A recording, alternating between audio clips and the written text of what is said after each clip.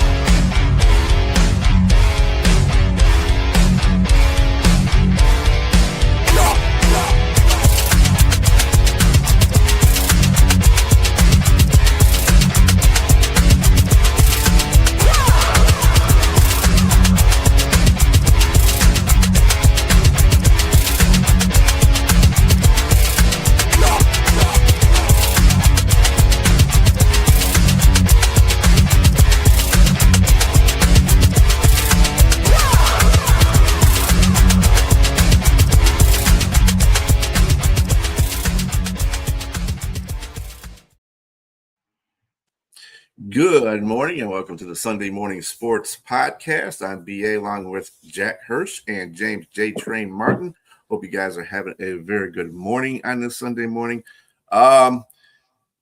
Sports during the summertime is a little bit but we do have some sports to talk about, especially the World Cup.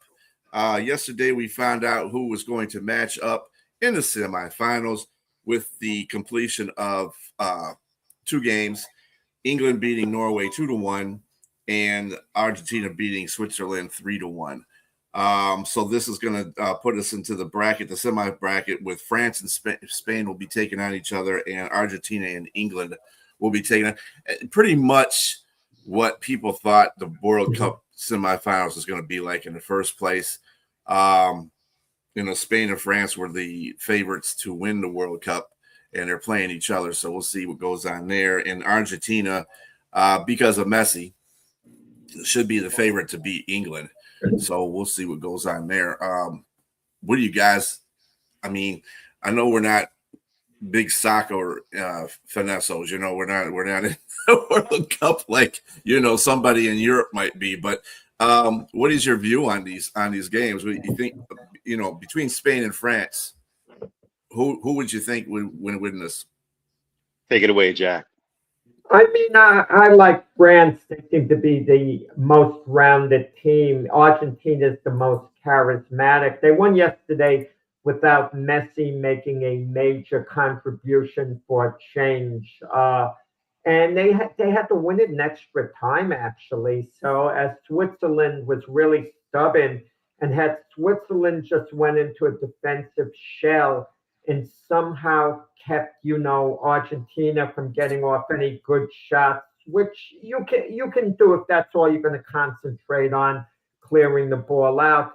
They could have conceivably sent the game into penalty kicks. And once penalty kicks decided, anyone can beat anyone else. Mm-hmm. I mean, it's no longer an advantage for the better team, but Argentina found the magic again, like they not quite the same like they did against Belgium, but it was like but they got the job done, at the end. We don't have any Cinderella teams left unless you consider England a Cinderella team. This is their greatest World Cup run in 60 years, getting to the semifinals.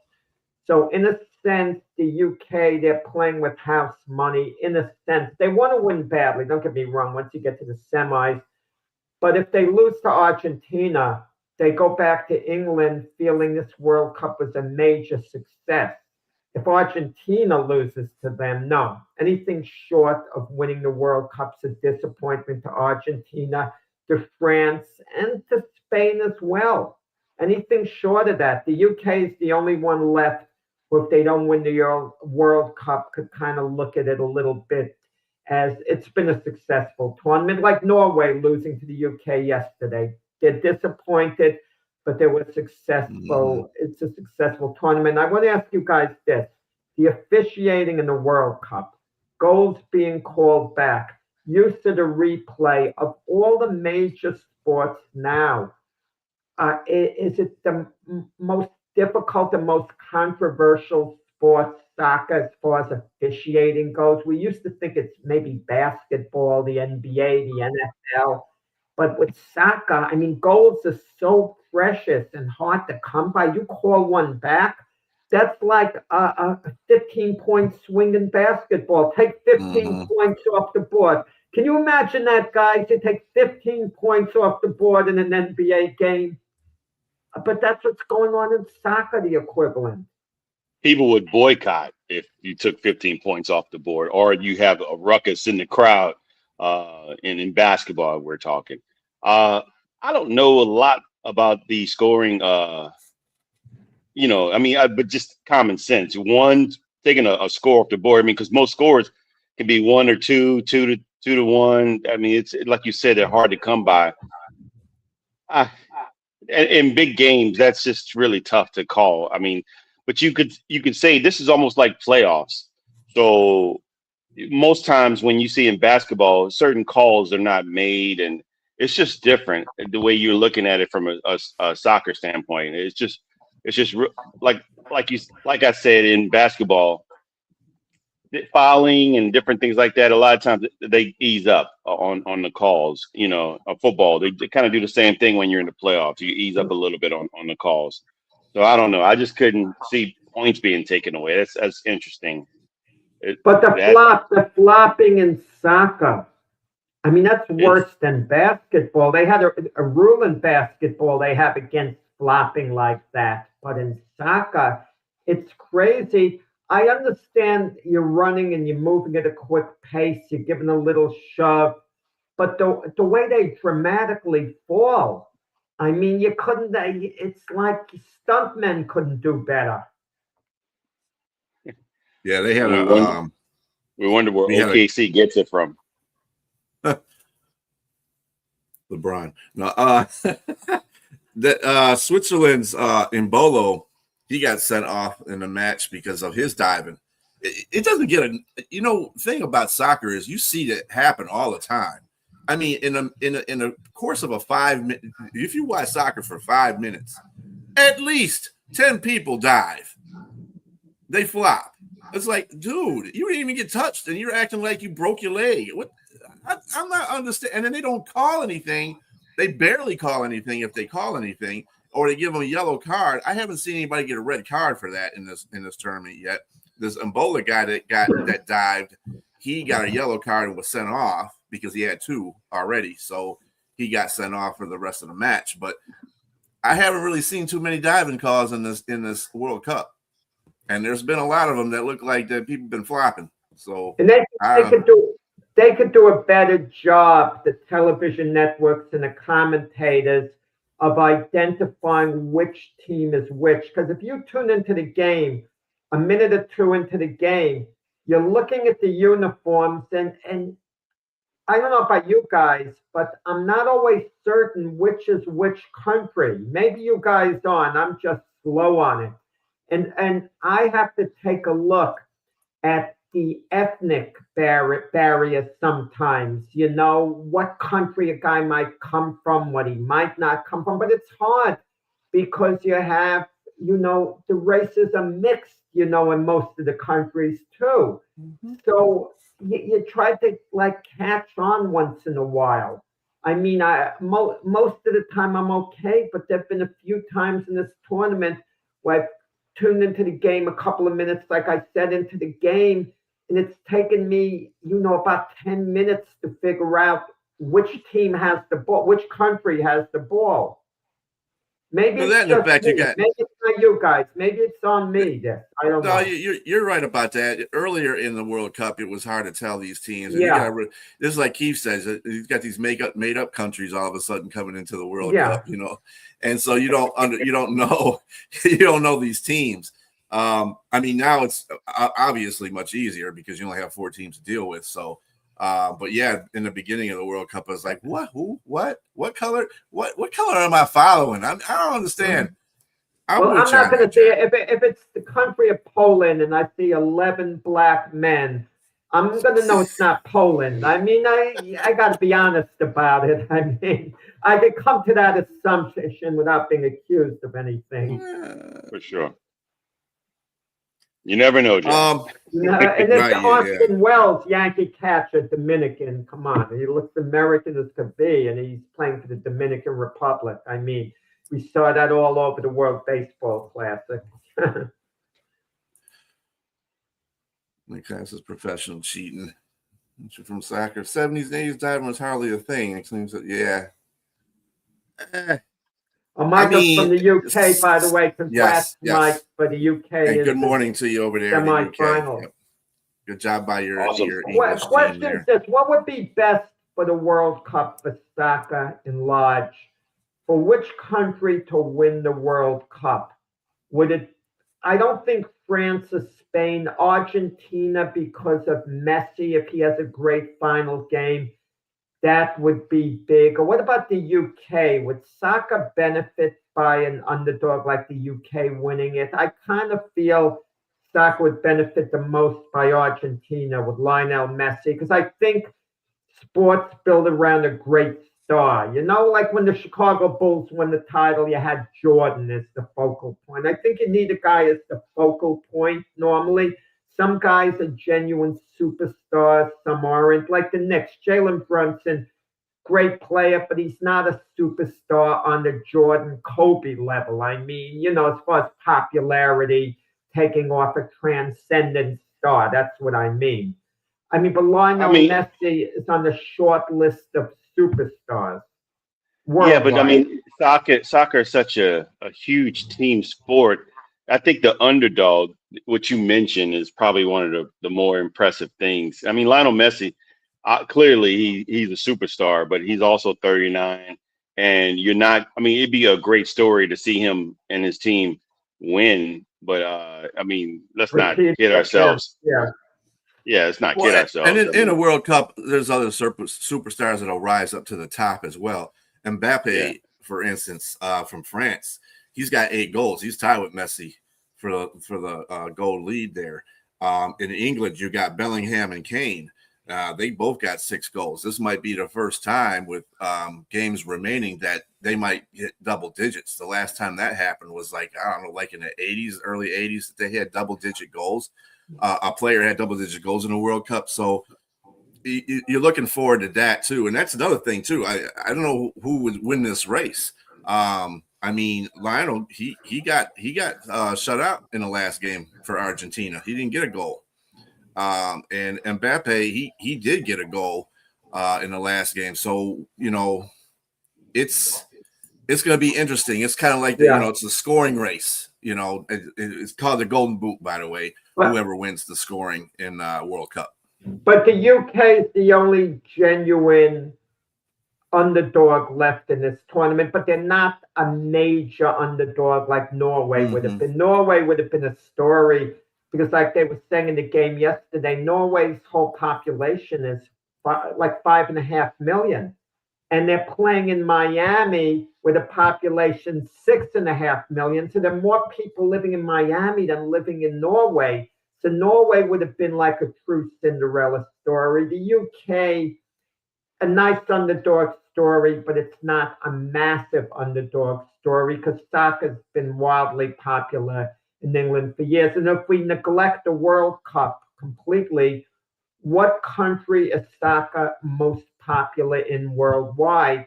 As far as professionally goes, leagues playing, you know, you look at England, you look at, you know, clubs like Manchester United and on, and all those teams and all those leagues. So it's so big in that country. I can't consider England winning the World Cup like them being like a massive Snow White story. I get what you're saying, Jack, but at the same time, there's 2 factors here you got to look at. It's been 60 years since they've won one. That's one. And 2, I would imagine of all 4 teams, the odds of them winning has to be the biggest. I mean, the lowest chance of winning of the 4 teams remaining. Of the 4 teams, yeah. Yes, and so that would put them in a situation where that would make the news. I mean, more, I guess, newsworthy for them to win, and then a lot of people to pull from them for them, considering at this point. But yeah, I agree with you and the other with the other teams too. I feel that the superstar status right now of the two main teams with the two superstars with Mbappe and Messi, you would feel that that would be a World Cup final right there, because it's kind of like pitting Jordan against, hypothetically, pitting Jordan against LeBron, you know? I got to tell you something interesting too. And this is a difficult thing for the organizers because it's worldwide, and you take the time factor into other countries. The clock is much different when to play the games. These games, these semifinal games, are playing next week, weekdays at 3 o'clock in the afternoon, through Eastern time, which is reasonable because when you consider the times in the other countries, the UK, for example, is 5 hours ahead. So it'd be 8 o'clock there. I'm not sure France and Spain, but it would be around that as well. And it's never an easy thing to figure out when to start the game. I mean, like even the Super Bowl, it starts close to 6:30 p.m. Eastern time, which is fine for America, the West Coast, it's perfect. But if you consider people in England who are fans of the NFL, that's 11:30 at night where the game's starting. And I've spoken to people I know in England as far as when boxing would be beginning, and they tell me they don't stay up anymore. And these even reporters, because a big fight's going to start 3, 4 in the morning their time. And even Tyson Fury, Anthony Joshua, I was told by a reporter from England, he says, I'm not going to cover it, and I'm not even going to watch it, if I have to get up 3 in the morning my time. Forget that. And, and how do you get people to go to the games at that time? But that's England, but that's another story. But I like what they're doing the 3 in the afternoon, weekdays. If someone wants to see the game bad enough, if they're at work, whatever, I don't know how to work it out. Maybe there'll be a TV set there, whatever. But the USA isn't in the tournament anymore, so I don't think any companies are going to give people slack. But that would be interesting if the USA was playing, whether companies would give workers slack, because in other countries, businesses shut down for the World Cup. Yeah, that ain't going to happen. I'm going to tell you that right now. It's soccer. If it was like a major, like if it was football in a particular city, that might be something. But with soccer in the United States, that ain't going to happen. That would never, even if the United States was in it. You know what they have too? And I don't care for this. Next week, the weekend after next, the finals are going to be played on a Sunday afternoon. The day before is the consolation game. The consolation game, I mean, this isn't the Olympics, they're giving out bronze medals or whatever. I mean, it's Vince Lombardi, they used to do that in the NFL before the Super Bowl era. And Vince Lombardi said he hated that game. It's a game for losers, played by losers. That's what he said. He didn't want to know from it, but it was a game that had to be played. But his teams normally didn't have to play that game. So, but it's a brutal consolation. It's a consolation prize. The World Cup being done in the NFL stadiums has been looking pretty good too. I think they maintain the fields well. The two ones that are coming up, one's in Atlanta actually, James. The Argentina-England game is in Atlanta, and Spain and France is of course in Arlington, Texas, at the Dallas Cowboys Stadium. So, what is that called? The AT&T Stadium. What is that called now? The AT&T Stadium. Yeah, Jerry's World. Yeah. Yes, that's exactly what it is. Yeah. So yeah, it's yeah. As far as the people that are the people that are watching the games, there's a lot of people coming into the country to see their teams. A lot of French, English people, Spanish people, Argentina, people from Spain, should I say, and then Argentinians. So I mean, they're coming in to see their team. So I don't think there'll be a problem with filling the stands up. And then you got your your folks that watch soccer on a basis anyway, and that's what they want. That's what they want to see, the World Cup. So you got that. So I don't think they'll have any problems with getting people in the seats during that time, 3:00. It's just Well, that's normal working folks won't see it. It fascinates me, the fan base for the World Cup. I think that's the greatest fan base by far in all the sports, and I'm going to tell you why. If you travel to see a team in the NBA, Major League Baseball, NFL, you know the schedule. You know when they're playing, when you can go back home. What are you doing if your team keeps advancing in this tournament? Where do you stay? Where do you go? I mean, if your team loses, you're going back to your country. You're not hanging out anymore unless you're on vacation and it's all planned. What are you doing if you're from the UK, Spain, France, whatever? Like, let's say a team wins and advancing. Do you have hotel accommodations for the duration? Do you cancel them, airline flights or whatever?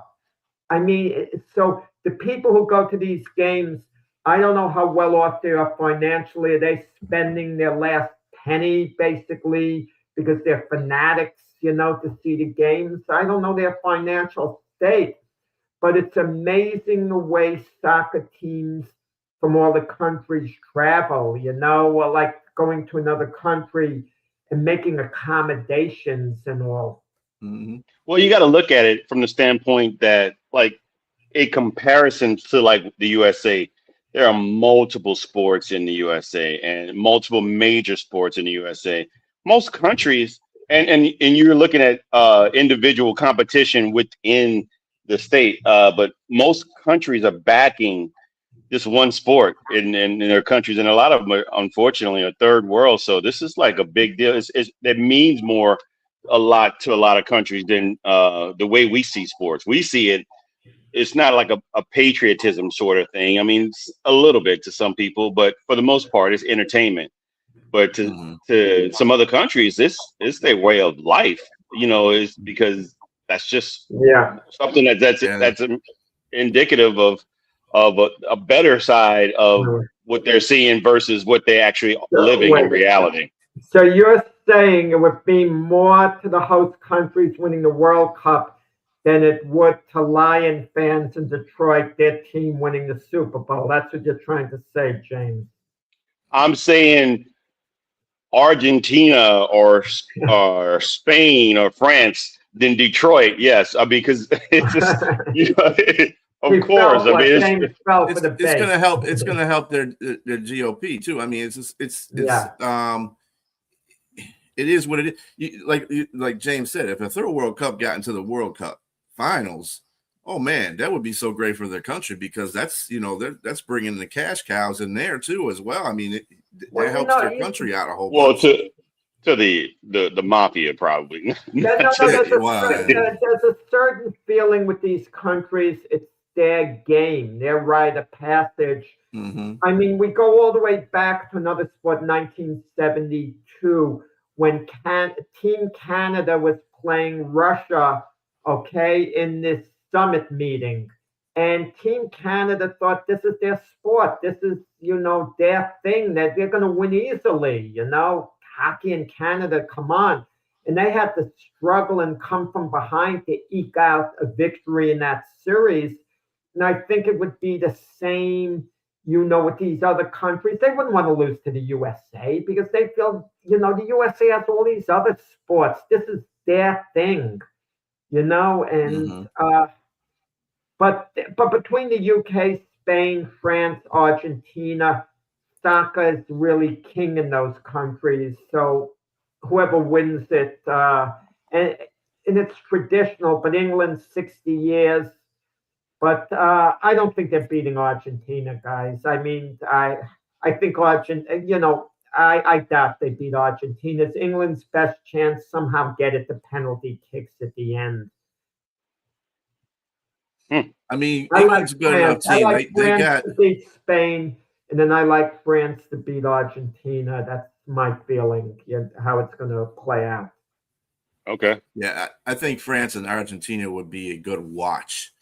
because like I said, you got Yeah. two of the leading scorers on those teams. So, and they'll be competing for the Golden Boot at the end of the day because that's the last game. It's the World Cup final, and they're both tied at 8 goals right now apiece. So we'll see what happens. But when you think of Argentina in the 85th minute, they're down 2-0 to Belgium. I mean, and even Tom Brady graciously tweeted that his Atlanta Falcon game, but the Patriots comeback against the Falcons was a little greater than what Argentina did, because that was a ridiculous comeback, in that Super Bowl game. But what Argentina did was amazing, against Egypt. What did I say? It was against Egypt. What did I say, Bell? Against Egypt, they're down 2-0 in the 85th minute. And to somehow, come back and win that game, 3-2 was miraculous. And again, yesterday, so Argentina, in a sense, they've been living a little dangerously. They might not be the powerhouse team that people perceive them to be. Well, even that said, though, I mean, they did beat Switzerland 3-1, and that's without Messi scoring. That extra time, they had it was 1-1. They came on an extra time. That's what I mean. Yeah, well, Switzerland is a pretty good team too. People underestimated Switzerland too, but they're a pretty good team. But like I said, I guess the key point with Argentina is prevent Messi from scoring, which is a lot tougher than being said. But if you can do that, you might have a chance in the game. Because if Messi scores, I mean, that's going to put all the mood on the side and the morale and stuff on the side of Argentina, and you don't really want it because they seem to step their game up when Messi starts getting going. And you guys got Kane and Bell. Yeah, England's got a pair of good goal scorers too. They both got 6, but and they can get up there and get that Golden Boot too if they advance further. So I mean, it's going to be interesting. What you got there, Jack? No, I'm just thinking. Michael God mentioned Harry Kane. Watching him play, he's not that close to being on the level of Messi. That's just my impression. Michael's seen him play a lot more than I have, obviously, but whatever. But I guess we got to fill a World Cup, Brian. Well, I mean, as far as those two players are concerned for England, they're not. I don't think they're better players than either Messi or Mbappe. No, they're not. At the same time, they are. This is the World Cup, so you can separate the event and say that they're doing their job as goal scorers. But yeah, we'll see. We'll get those results soon. Major League Baseball. Let's just give a rundown on what's going on right now. Major League Baseball. The All-Star game is around the corner. I don't know if you guys are going to watch the All-Star game. I think you may, right, Jack? You're definitely. I know it used to be a big thing to me when I was a kid and young adult, because there would be the American League against the National League, and it's still the American League against the National League, but there was a lot of pride in the leagues at the time. But because of interleague play and all, and the way the managers manage the game, they manage it like it's an exhibition game. And, like, who cares, like, who wins anymore? I mean, it used to torment me when I was young. The National League won something like approximately 20 out of 21 years. And I was an American League fan. It tormented me every year. I couldn't wait till the next year to just get disappointed again. And then the American League turned it around when I stopped caring and won like 8 in a row and they started dominating. But last year, the way Aaron Boone managed it, he just managed it like he was tanking the game. He obviously wasn't deliberately tanking, but he couldn't have done a worse job had he actually tanked it itself. And the best players on in every situation. And there used to be a lot of pride amongst the players who would win that game. And I think interleague play has spoil the league thing, but we see it in the other sports too, AFC and NFC in football. There wouldn't be a feeling of as much pride who would win that if they played head to head. There'd be more than Major League Baseball, NBA West against East. There's still a little bit of a comparison, but they play one another so much, during the year, the mystique is kind of gone. And it's to answer your question, if I'm going to watch the game, it's just for entertainment value, seeing some great players. But you want to know something? Great players only play part of the game. Managers want to protect the pitchers. They just want to show up, play 3-4 innings, and then, take a shower and change, and they're happy to get out of there. Yeah, Aaron Judge and Vladimir Guerrero and Byron Buxton aren't playing. Yeah, that takes away. Yeah.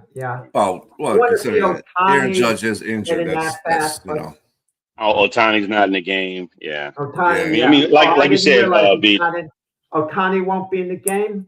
I didn't realize. No, because he's injured. He injured his knee. There should be, guys. There should be a rule. Any player missing the All-Star game who can't show up, because some of them use it as an excuse, shouldn't be allowed to play for 2 weeks when the games resume. If you're legitimately injured, at least 1 week. Okay, I don't know what guideline we want to use, but there's got to be a penalty, and they've got to realize, wow, I won't be allowed to go back, in and play. It's the same farce where they give pitchers a suspension. You're giving him like a 4-game suspension, 4 or 5-game suspension, but he wasn't going to pitch during that time anyway. I think that the All-Star game is probably in the best place because it's the season's just too long to go and play a game at the end of the season. Michael's 100% correct, actually, in one sense. If you having the All-Star game mid-season isn't good because we're voting for guys based on what he's done part of the season, and the vote. I've always thought of that. Half the season, that's not good. So I mean, a guy could have a flat season. You do it at the end of the season. That's really good, but the only problem is there's no interest at that point. The World Series is over. The football is taking place. You want the game to be played at a good time. I mean, maybe the answer is move it back to the 3rd week of August at least. I was going to say maybe. Yeah. Towards the end of the season, I mean, closer towards the end of the season, but not right. More games have gone by. Most of the regular season has at least happened. And name your team 1 week before the game takes place. And everyone has to play in the game. And if they don't play in the game for whatever reason, it's like I said, a 15-day suspension. They can't join their team, after the All-Star game. But the only problem with this idea, Jack, the only problem with this idea is managers are going to start pulling their guys because, especially if they're playoff bound, you don't want any type of injury or any concern towards your guy having some sort of, Listen, I can understand this concept. If you're a manager, you don't want another manager pitching your guy a little longer than need be. But I'm going to tell you something. It's the All-Star game. You should be allowed to pitch whoever you want. And the regular season manager has to be sure his All-Star is rested enough where he could pitch a couple of innings in the All-Star game. The game takes place on a Tuesday. I don't want a manager to pitch his guy on a Sunday and then say, well, he can't pitch in the All-Star game because he just pitched. None of that. The All-Star game's got to be made a priority. Managers should be made to slightly alter their rotation if they have an All-Star there. They can work all this out. How about this idea for the All-Star game? I know I want to hear something from Jack about this. What if they started the All-Star? They did the tally of the votes at the end of the season for the current season. They started the All-Star game at the beginning of the next season, in the beginning. So the open baseball season, you'd have an all-star game from last year's all-stars, because first of all, you wouldn't have to worry about players being hurt because they wouldn't be playing any games before that. They'd be in summer, they'd be in camp. And then you wouldn't have to, it'd probably be a lot more because those players will be healthy. You would have all those players playing because they wouldn't be injured because they're just starting to play, getting the baseball situation again. And then, you got a chance to warm up as a baseball player too, because that's going to be an all-star game. Then you want to pitch your best, you want to bat your best, so on and so forth, field your best. What would you think about having one in the beginning of the year instead of having it at the end? Because in the end, like Jack says, you got football, basketball, hockey starting. There's just too much going on for that to happen at the end of the season. What do you think about that, Jack? I don't know. James could answer this, but I don't know whether James's attitude is the same as mine. It takes me a little while to warm up to a season. Before we know it, even though we look forward to a season, it begins, but we haven't gotten our footing yet. Even the NBA, James will look forward to his New Orleans Pelicans playing, but then again, he's not going to be psyched. But once the season's underway, you get more into it. The difference is the NFL. We're a little more into opening day, but even opening day in the NFL, it feels a little strange. Like, I can't believe the NFL season actually started. The weather's nice out. It's not winter. Beginning of the season won't create interest. It just won't happen. I think the only answer is when baseball is at a peak, the NFL maybe a couple of weeks before the NFL season, play the All-Star game then. So in other words, move it back an additional 5 weeks. And another thing about this All-Star game this year, it's being played the same day as the World Cup semifinals. Not at the same time. The soccer game is being played 5 hours earlier, but by the time the soccer game ends, then, the All-Star game is starting, a couple of hours later? And I'm not into it. I don't think anyone is into the All-Star game outside of it just being an exhibition. You know what I'd like to see? I'm sorry, James, and I'll give you the floor and I'll keep quiet. I'm talking a little too much. I'd like to see Major League Baseball make it interesting. The winning team, every player gets $1 million. The losing team gets nothing. Now, I don't care how much these guys getting paid. For $1 million, everyone's going to want to win that game badly with that at stake, because that's the equivalent of the ultimate bet.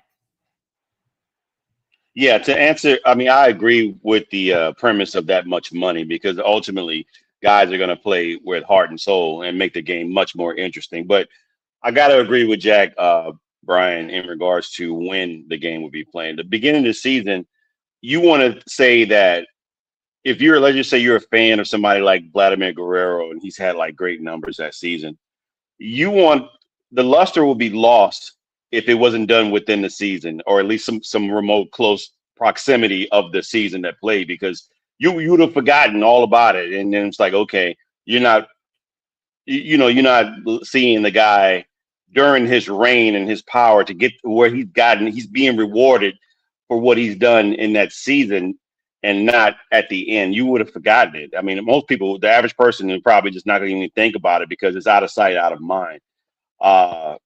I just think that, it's probably best during the season where it's at, or maybe like Jack said, closer towards the end.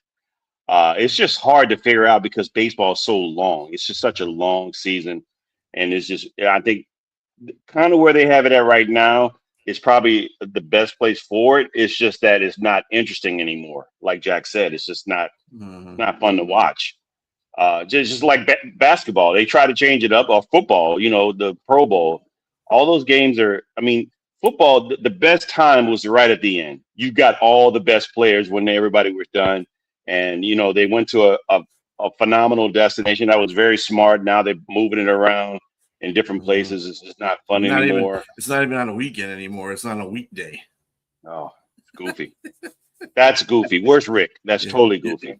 It's about entertainment. Let me ask James, of all the players in the NBA, for example, which player would you most want to see? Like if you have stuff to do, but the TV's on, which player would most make you stop and you want to like watch him just play? You're just interested for whatever reason. And I'm not talking about who's the best player. That's got nothing to do with it. I'm talking, and he might not necessarily be the most entertaining player, but he captivates you where you're going to more likely to spend an extra minute in front of the TV before you go to wash the dishes or whatever the heck you're doing, around your place.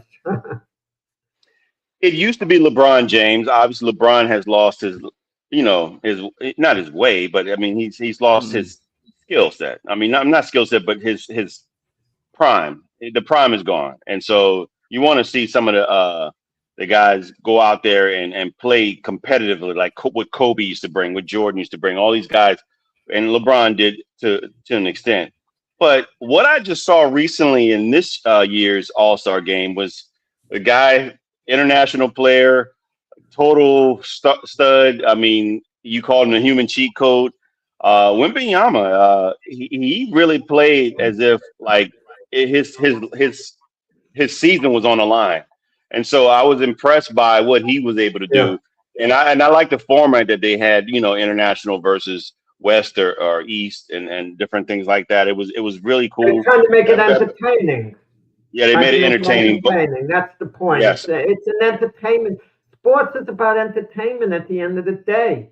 I mean, I still maybe say LeBron might be number one for me. Maybe it would be Wemby, but it's about entertainment. I mean, it's not necessarily who the best player is. I mean, that's what made Jordan in part. Jordan was the most, and maybe was the greatest player of all time. Maybe not. I don't want to care to debate that at the moment. But when you talk about who the most entertaining player was anyone more entertaining than Jordan? Maybe Dr. J. I don't know. Whoever goes in the air. But that's what sports is. Like Aaron Judge, I want to see a bat in his hand. He's the most entertaining player to me. Maybe Ohtani. Ohtani's the most charismatic, perhaps, but it may be the best player in the game.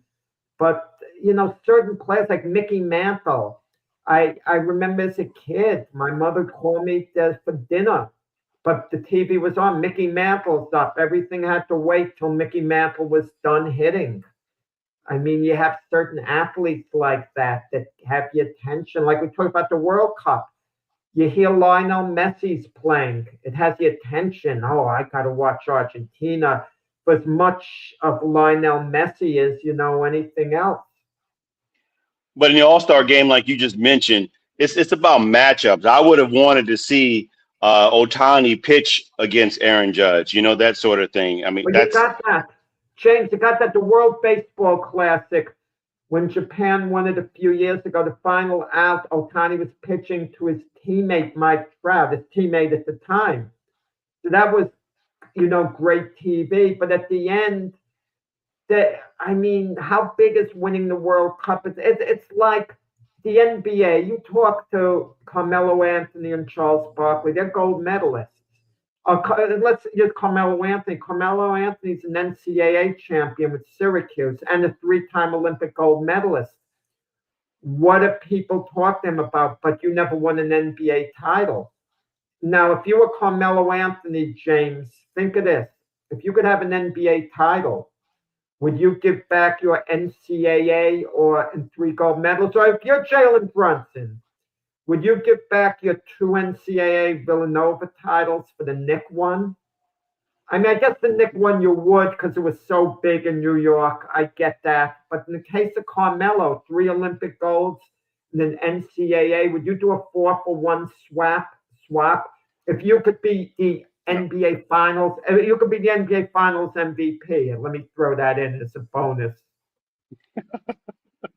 So if I'm Carmelo Anthony, there's no way I'm giving up my college championship. I give up the gold medals, the 3 gold medals, but not. I mean, that was special when he was at Syracuse. He was a freshman. So come on. I mean, there's no way I'm giving that up. It took it. Mm. You got to win. You got to win every single game. There's no consolation. They had to win every game, and he, as a freshman, led that team. That was very special. There's no way I'm giving that up. But gold medals, yes, I would give up. I would give up 1 or 2 gold medals. You got to say that you were on a special team when you won. When they did they weren't the dream team. What was their? I forgot what they were called. But anyway, when they won in 08 with Kobe The and redeemed team. Redeem team, yes, exactly. I wouldn't want to give that up either, and because you're the team that came back from '92. Again, in comparison to '92. Okay, Tom Brady said he would give back 2 Super Bowl wins to get to 1 back. He'd give an extra for the unbeaten season. That's easy to say, though. How many does he have in his belt to say he'd give up? He's got 7 to do that. That's easy to say for Tom Brady to do that. I mean, let's just say he gave them all up to get that 1. Then I would take him seriously. Of course not. Right. How far would you go? Would he give back an extra 2 at New England? He won 6 at New England. It's instead of 6, he'd have 4 at New England, but one of them would be the unbeaten. Yeah, he'd have to win at Tampa Bay. You got to put him in comparison to the still conversation to put him as the greatest of all time. What would the amount that he can keep to still keep him there? First of all, if he got that 1 back and went 18-0, that would constitute him as the greatest of all time. But going up against the likes of like a 19-0. Mm-hmm. Yes, exactly. Going up against the likes of but let me say this. He'd have that's what I'm just saying. Yes, exactly. And one at so if he gave 3, that's what I'm. But the 19-0 would have been absolutely legendary. For sure, that's what I'm saying. If he gave up 3, kept 4 plus that 1, that's 5, and then put still 1 above Montana. Yeah. Yes, exactly. So it's just I would say 3. I do that all the time. Like Boxing Writers Association of America has a contest, the Bernies. I'm going against the top guys. I'm going against Sports Illustrated and those guys. And I placed 2nd and 3rd and honorable mentions. It never got a 1st place. Never. One year I was ripped off a little bit by the judges, I felt, because I lost out to Sports Illustrated. My story was clearly better, but I think everyone read Sports Illustrated, the judges beforehand. So whatever the case is, but I always joke with some of the elite guys, I'm going to trade you my 2, my 3, 4 honorable mentions for number 1. Like you're always joking around and trying to maneuver.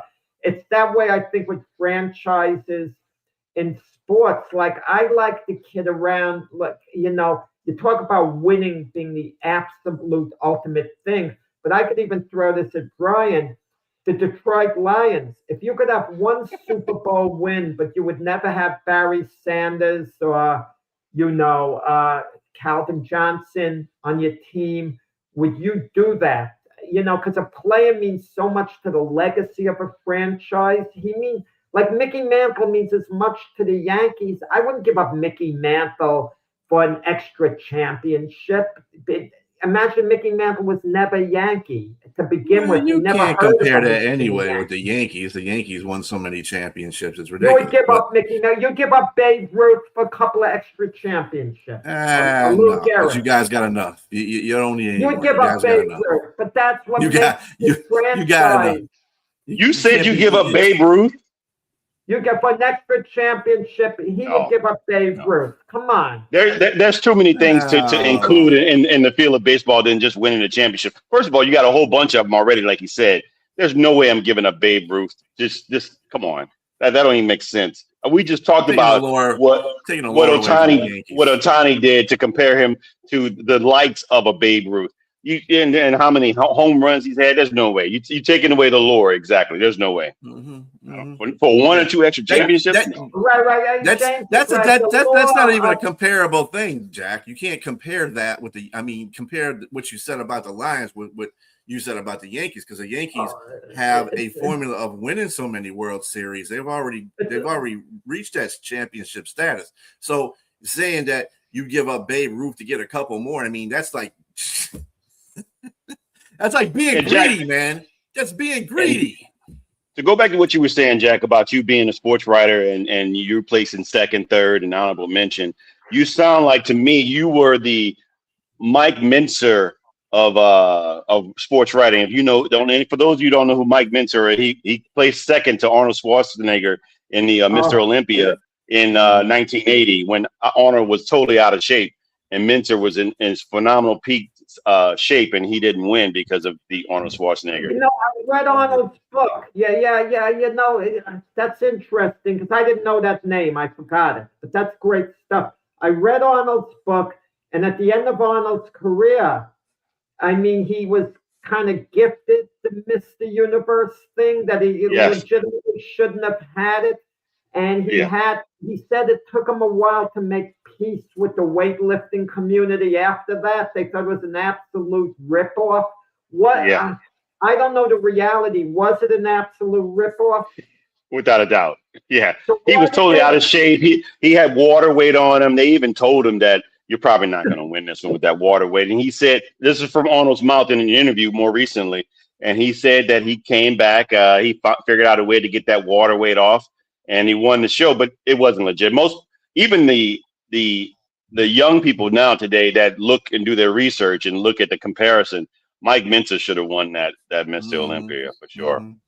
Is there a way to retroactively correct that, or leave Arnold in that position, but elevate Mike Mentor, and make him also a winner that year? The equivalent would be, I'll give you an example. They haven't did this the International Olympic Committee. Roy Jones got ripped off from getting the gold medal.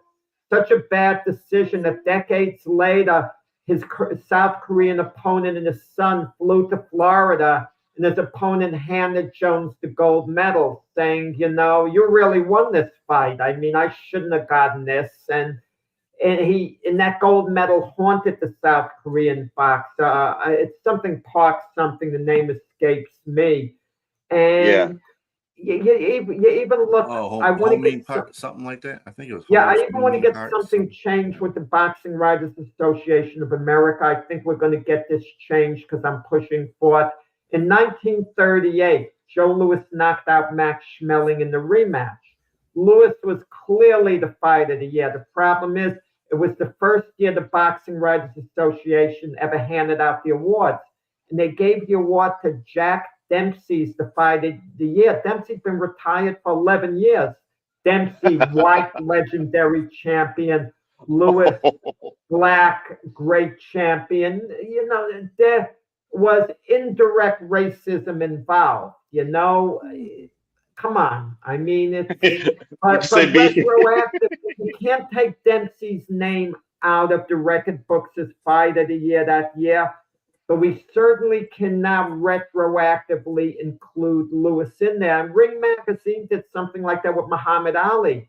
When Muhammad Ali had his problems with the armed service, Ring Magazine had no one as fight of the year. They didn't want to give it to Ali because they claimed his conduct. So they didn't give it to anyone. Decades later, Ring Magazine retroactively made Ali the fight of the year. So my point is the weightlifting, this Mike Mentor, there's nothing they can do. Because it's an entity owned by a person, Joe Weider. So it's and that's what a lot of people in the community think, that a lot of the championships that happen are kind of picked. You know, these guys are, the guys that have long range. They have a guy that's like Phil Heath won it 7 times. Ronnie Coleman won it 8 times. And these guys, don't get me wrong, they're legit. But they look like they deserve to win those times. But they supposedly it's about business, and they want to face, So Arnold is a snake. He's a snake. I got to be honest. I like him. I still like him. I still like him too. But he's kind of he's to me what Isaiah Thomas is to you. Okay, Arnold Schwarzenegger. You know what he did once posing? Listen to this. Him and one of his other opponents, when Arnold was at his peak, were posing at the end, and there was like a gentleman's agreement we both stop posing and we walk away. He had that gentleman's agreement. His opponent walked away and Arnold went back. It's like throwing the flag of surrender, but not actually surrendering. It was dirty what he did, real dirty. And Was that Lou Ferrigno? They were in the movie. No, it was, I think, someone else, not Lou Ferrigno, whatever. I think Arnold was in Lou Ferrigno's head. He was, and Pumping Iron showed that, but he also mentioned it. Lou Ferrigno probably could have won. He said that was the only guy that really, him and Sergio Oliva, I believe, were guys that he really thought would only beat him. But he got psychologically into. Look, I don't have a problem with the psychological warfare because you can't just be about the aesthetics. I mean, we're talking about bodybuilding, but we're talking about sports in general. You got to have something here as well to compete with your opponents in order to win. You can't just be what you're doing, what the sport requires. It requires a little bit more than that. And I think Arnold had that. He had that, and that's probably what got him. First of all, this is a guy that wasn't even from this country, and he ended up becoming governor of it. So it just says a lot about him. And he became a mega actor, and he bought buildings, became a successful. The guy is absolutely amazing. But talking sports wise with the bodybuilding, a couple of dirty maneuvers, but just reading his book about that last competition, which I never saw. Even Arnold was talking how he had to make amends in the community with what? Why did you should Google him and look at his body? Yeah, Arnold had been in movies and everything between 1975 and 1980. So he looked drastically different. When you looked at him in 1980, he didn't look like he should have won anything. And Minter was impressive, but he didn't win. So I'll tell you a good person that was a good critic of the sport, and that's Amon St. Brown's father, John Brown. He is a bodybuilder too, and he usually sometimes when he's on his podcast and they talk about the bodybuilding community, John Brown really lights into Arnold a couple of times because of those wins that he's gotten. A couple of those wins he's gotten they shouldn't have been wins because he was not in the shape that he needed to be in, and the person that was the runner up to him should have took him out. So I mean, as far as win the competition. So yeah. And to speak to him, he was Mr. Universe. He's won a Mr. Universe before. Yep. Wait. Do you hold Arnold responsible in part for winning? Did Arnold manipulate the situation? Oh, without a doubt. He knew the judges and everything. And they were like, I wouldn't say in cahoots, but he knew the judges and everything like that. So it was 1980 should not have been Arnold's year. Okay. Let's just put it that way. The question for Brian: who's sneakier, Arnold or Isaiah? I'm not sure what I gotta say it, Thomas. Who do you trust more? I might trust Isaiah a little more. James is an Isaiah Thomas fan, and that's cool. That's cool. Everybody's got. I'm an Arnold fan, and he's a snake. I was never really a big Isaiah Thomas fan, to tell you the truth. I was always a Joe Dumars fan, but I think Isaiah is really in the sense that we had this conversation before we came on, Jack, about how he is still holding the grudge against Michael Jordan for the whole Olympic thing. And the dude he's an a-hole anyway. As a person, he's an a-hole. He's a great player. Obviously, he's one of the top players in NBA history. But he's an a-hole. He's kind of like the same thing that I say about Michael Jordan. Michael Jordan was a phenomenal player. But off the court as a person, Michael Jordan doesn't tip people. He didn't tip. I heard Michael Jordan and Tiger Woods wouldn't tip people. They'd go out. Wouldn't leave. You don't tip. You don't take pictures with anyone. I mean, you don't do a lot of things. That's low. If you're eating at a restaurant and you don't tip and you're Michael Jordan, you're a low life. You're an absolute low life if you don't tip. Well, anyone who doesn't call it what you may. He is one of the great. It's kind of like the same vision I have about LeBron, but it's different because I flipped that. I'm not really a big LeBron fan of his game, but as a person, that dude's aces. He's a really good person of the community. He does help a lot of youngsters out in reaching their goals, whether it be basketball or anything else. The dude is he made a school. Some of those kids have gone through college and everything already. So it's just That's but something that Michael Jordan wouldn't have done. Let me say this before we got to go. I know we got to go. Isaiah Thomas. I'm a fan of him as a basketball player. And like T.O. I don't know him personally and some of the things that he's done off the court, but yeah, I'm definitely a fan of him basketball wise. More to follow in a future show with Isaiah. You don't think this is the end of it, do you? and sorry, Michael, we couldn't get to your question about the NBA Summer League, but stay tuned into that. We'll probably blend that into one of our shows during the week. On that note, we will be back with you at 8 a.m. Eastern Standard Time next Sunday. Everybody have a great rest of your week. See you guys. Take care. Peace. See you, Jack.